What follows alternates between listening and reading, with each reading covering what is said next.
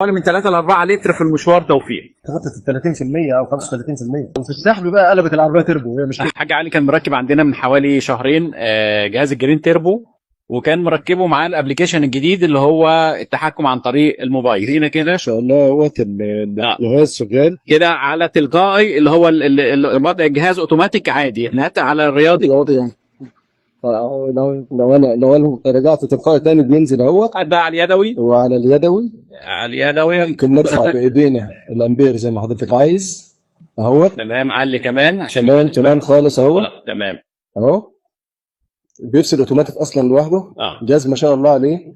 انا جهاز دلوقتي بقاله في العربيه قبل الفيرجن الجديد ده. تمام. بقاله معاه في العربيه كده دخل في شهر ونص. الله اكبر على الجهاز بصراحه يعني. حضرتك عندك مركز عندي خدمه انا في اسكندريه جميعا بعجل ده، وعندي جهاز الفحص اهو موجود، وانا حملت امبير اصلا قبل ما اشوف الفيرجن الجديد. امبير يعني مفيش سحب كهرباء خالص. انا كان عندي مشكله في العربيه ديت في علبه البيئه، خلاص اوشكت على التغيير، منتهيه، هي كانت يوميا احط الجهاز عليها واعمل ريسيت في البيئه على ما اغيرها. فوجئت باني برجع ورا العربيه من ورا لقيت الشكمان منزل، والعياذ بالله. يا ريتني صورت يوميها، لا شوف ما قدرتش. انا حليت البوجات بتاعت العربيه للاطمئنان، دي حاجه لنفسي انا.